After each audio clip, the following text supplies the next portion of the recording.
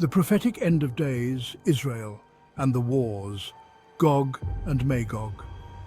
Jewish eschatology, based on the teachings of the Hebrew Scriptures, paints a vivid picture of the end of days, including a climactic series of battles known as the Wars of Gog and Magog. These events, foretold by the Hebrew prophets, describe the future confrontation between Israel and a coalition of hostile nations, culminating in Israel's divine victory and the ushering in of the Messianic Age. What is the prophecy of Gog and Magog? The primary source for the Battle of Gog and Magog comes from the Scriptures, Ezekiel 38 to 39, where the prophet foresees an alliance of nations led by a mysterious figure named Gog.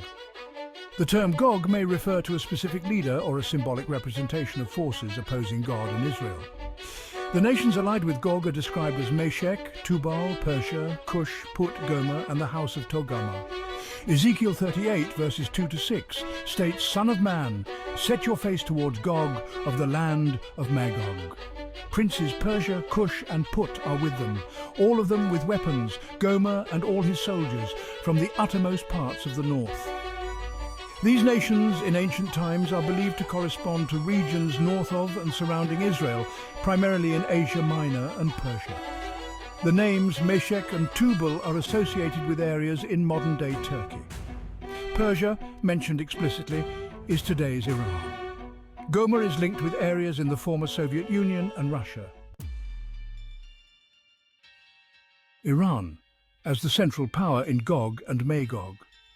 In modern times, many scholars view Iran, formerly Persia, as the primary player in the alliance of Gog and Magog. Iran's modern political and military aspirations, especially in relation to Israel, align with the prophetic role described in Ezekiel.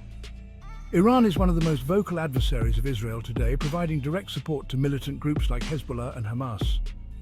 This support, coupled with Iran's aspirations to expand its regional influence, fits the eschatological depiction of a powerful nation rallying others to fight against a newly formed nation of Israel.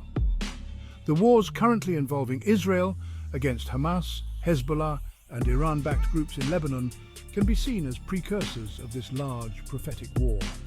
Hezbollah, based in Lebanon, is heavily funded and armed by Iran, while Hamas receives support from Tehran.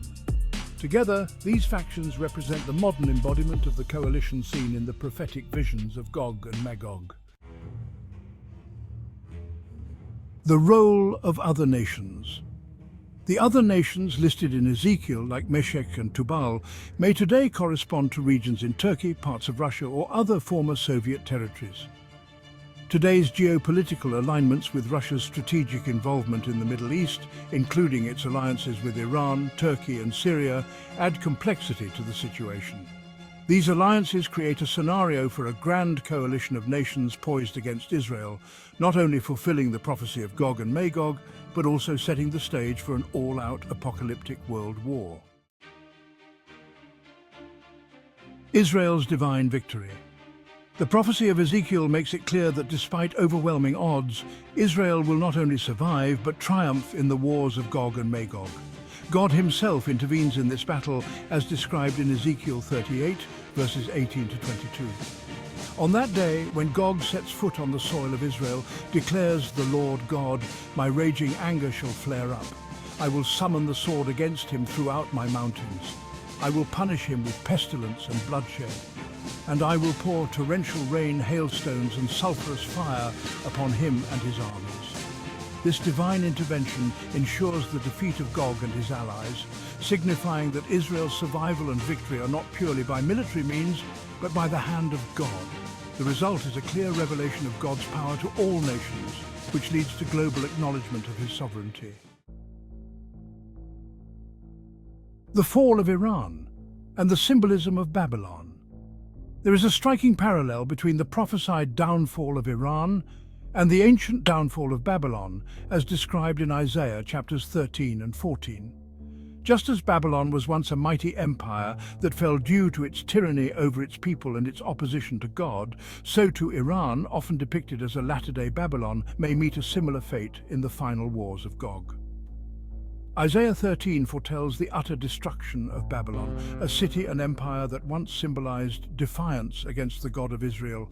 And Babylon, the glory of kingdoms, the beauty of the Chaldees' pride, shall become as when God overthrew Sodom and Gomorrah. Similarly, Iran's downfall, according to Ezekiel's prophecy, could signify the final defeat of a power that has stood in opposition to Israel and God's ultimate plan, as well as bring in freedom from tyranny for the entire Middle East. The Messianic Age. The conclusion of the wars of Gog and Magog marks the beginning of the Messianic Age. Once the forces of tyranny are vanquished, the world will experience an era of peace and divine knowledge. Ezekiel 39, starting at verse 25, foretells the restoration of Israel and the outpouring of God's Spirit upon the people. I will restore the fortunes of Jacob and have compassion on all the house of Israel. I will never again hide my face from them, for I will pour out my Spirit upon the house of Israel. This restoration signals the arrival of the Spirit of Messiah, the establishment of God's kingdom on earth, and the fulfillment of Israel's destiny as a light to the nations. The prophetic events of Gog and Magog, as depicted in the Bible, describe a final confrontation between Israel and a coalition of nations led by Persia or Iran. These events, unfolding in today's political and military tensions, particularly Iran's support for anti-Israel groups like Hamas and Hezbollah, may be seen as setting the stage for the final battle. However, as foretold by the prophets, Israel will triumph with divine assistance, and the defeat of its enemies will usher in the long-awaited Messianic Age, a time of peace, justice, and universal recognition of God's sovereignty over the world.